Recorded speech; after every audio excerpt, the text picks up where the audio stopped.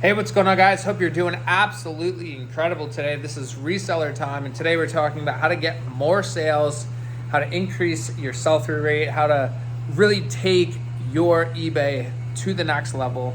And that is what this channel is designed for, giving you my journey, sharing my journey, as well as helping you guys along the way and giving the best value possible for you guys. So I would say step number one, if you have slow sales, you really have to do the work and stay up all night if you have to, but go through all of your listings and go through all the item specifics and really make sure like you have everything dialed down. Make sure that all the item specifics are correct, the size is correct. There's so many old listings that I'm looking through and like I put in the wrong size, the wrong brand. The item specifics are off. Like if it's a Henley shirt, it would be like in like a button down category. It's like there's a lot of mistakes that you can make along the way, especially in the beginning. And so if you're really trying to move stuff, you really have to, and then each time you update a listing, I believe that it gets pushed up in the ranking. It's like eBay's like, oh, like you maybe fixed this item, so we'll give you another chance to see if it sells. And so every time that I go in, adjust the title, kind of switch it around.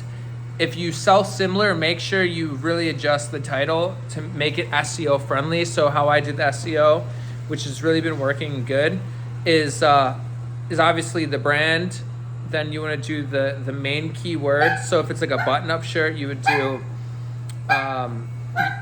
like, you know, polo, Ralph Lauren, shirt, and then you want to have the gender, men's, large, which would be the size, and then you can have all the descriptive keywords like button up, long sleeve, plaid, blue, preppy, whatever keywords you want to put in for that is how you would want to structure it. So I would recommend going through all your categories and making sure that it's in that format.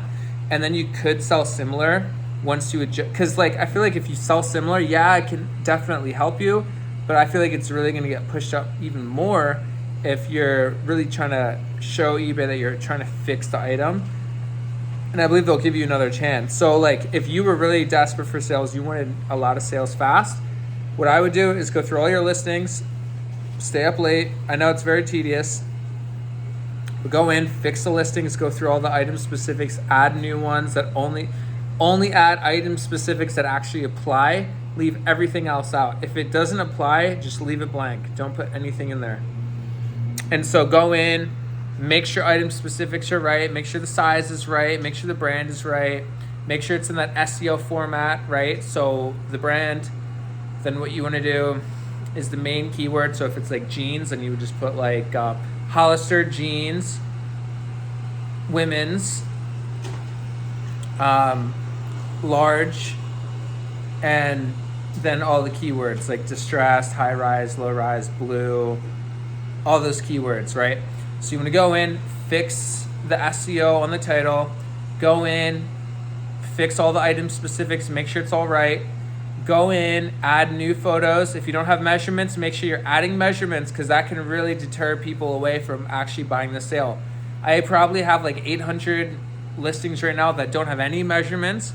Obviously, you will sell a bunch of things based off just the tag, but if you really want to sell through faster, you have to add measurements. The best way would obviously be a roller or the tape roller. I'm sorry, let me turn off this vacuum, it's loud.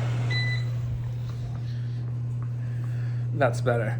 Okay, so you want to obviously get like a roller, do all the measurements that you can, obviously like pit to pit or the high rise, inseam, length of shirt. I do clothing obviously, so this really applies to clothing, but I mean, even if it's a hat or just anything, I feel like measurements are very important. It's gonna help you with the sale. And do up to 24 photos now. And if you have old listings, if you have the time, you really want it bad enough, go in and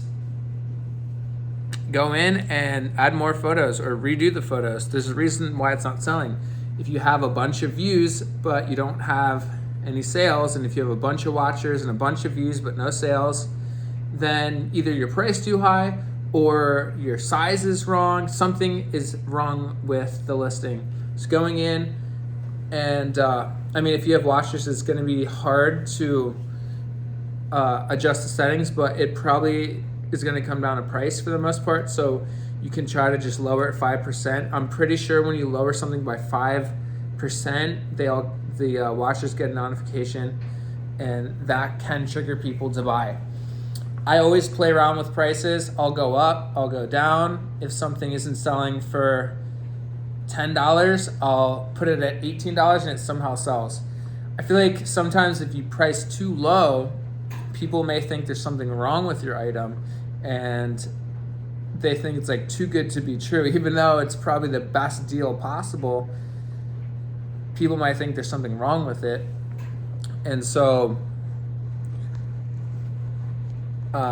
sometimes adjusting the prices helps a lot. I'm a huge fan of doing new markdowns, new coupons every single day. I feel like eBay sees that. They see it as an action. They see that you're working on your store, and they help raise your SEO. Doing bulk editing, any type of thing that you can do, make sure all the offers are on for all your products. I know this is unorganized, but I'm just kind of going through everything that works for me and my thought process on how to sell things faster. So if I had a really slow day, I would absolutely adjust pricing.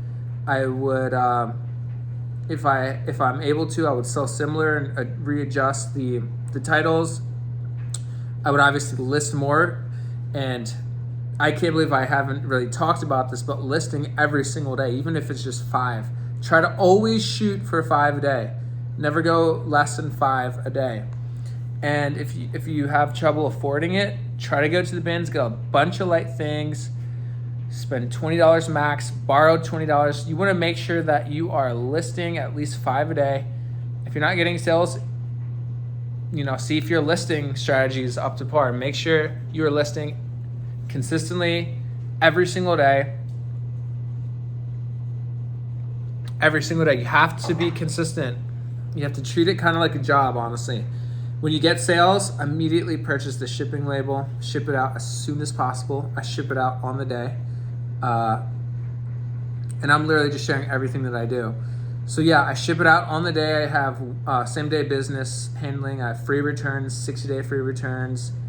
I have 100% success rate, like positive feedback. I actually just got my first negative feedback, but I'm gonna get it removed.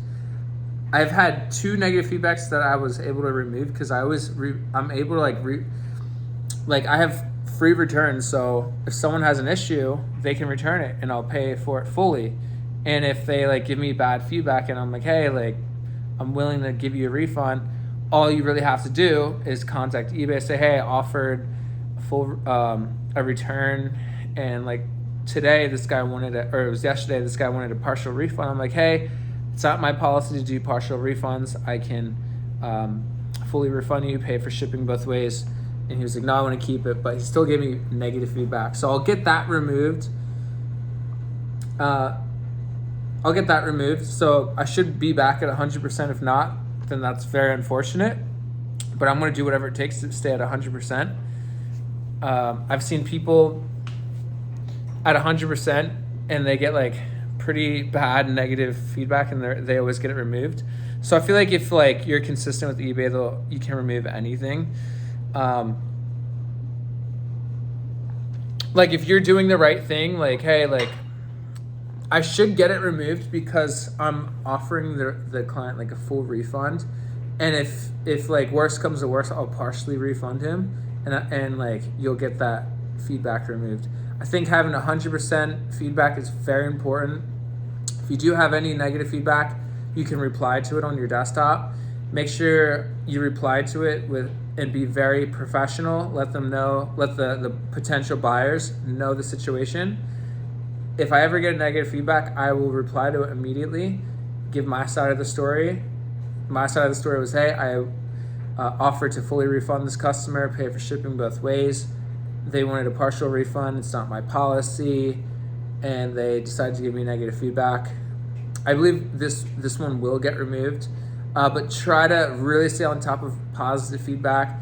Stay away from any type of defect. I got a defect the other day, which wasn't my fault. So what happened was someone bought a camera and they paid for it twice somehow and only had one in stock. It was an eBay glitch. And the customer service told me, hey, no worries, like it's an RN, cancel it. And then when I canceled it, I got a defect in my traffic that whole week was just destroyed. It was like cut in half. And it wasn't even really my fault, it was eBay's. And I got that defect removed, but you want to stay far away from defects. You want to respond to returns as fast as you can, refund the customer as fast as you can. You want to obviously list high quality mall brand products. Only list things that people actually know, like American Eagle, like H&M, Polo Ralph Lauren, Hugo Boss. Like, try to only source things Nike, Reebok, Adidas, Puma. Like, try to source things that are actually good, in demand. There's always going to be fitness stuff in demand. There's always going to be winter stuff in demand. There's always going to be like dress shirts in demand, shorts, jeans. Like, make sure you get the best brands you possibly can. Try to get it as light as possible so you don't spend a lot, because I go to the bins. I recommend going to the bins. It's highly profitable. Try to get first class items if you can, or the latest stuff you can possibly get that's high quality that can sell, right? What else? I respond to messages as fast as I can. eBay definitely takes that into account. How fast is your customer service? I respond right away, like without any hesitation. And it's like responding to an Instagram DM. It's like, why would you treat this any differently? Having really good customer service helps a lot. Listing consistently. I mean, a lot of you guys know this. It's just, it's getting that reminder and doing these things on a daily basis. It's like, how bad do you want it? And ask yourself, if you're not doing these things, why aren't you doing this? Like, success is your duty. It's your obligation for your family or your future family. And like, you've probably been well off, comfortable. You've also been broke. Life is a lot more enjoyable when you're more well off. And if you're well off, just know that successful people continue to work harder even when they reach massive success. So even if they've made millions of dollars or whatever, they continue to work harder and harder and harder, because that's a successful trait. Last thing you want to do is reach comfort and success and then take a break. I've been there many, many times. And it's something that I struggle with as well. It's like when you reach a level of success in your life where you're like, oh my gosh, I'm so good. Like, I'm just so sat for like a while. Let me take a break. No, you can't do that, because that's actually like a loser trait, and it's a self-sabotage trait. So you have to be aware of that. And even if you're doing very well, you have to work even harder and continue to persist like you're broke. That's why I try to strive to be broke.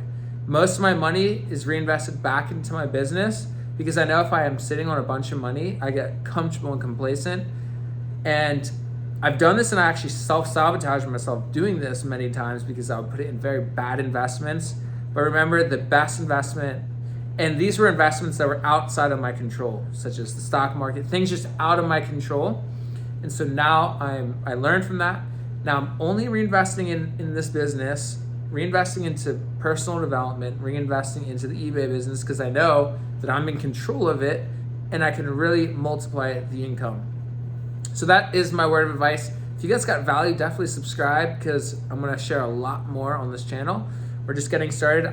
Right now I'm doing like a marathon. I just launched a channel, so I'm going to do a video every single day. So if you want high value, very high value tips, as well as my lifestyle, I'm going to show you what sold, what I got at the bins, all that stuff. Definitely subscribe. Like this video, because it's really going to help motivate me to make more of these. Leave a comment down below with any tips or tricks that you have. We'll see you guys in the next one. Peace.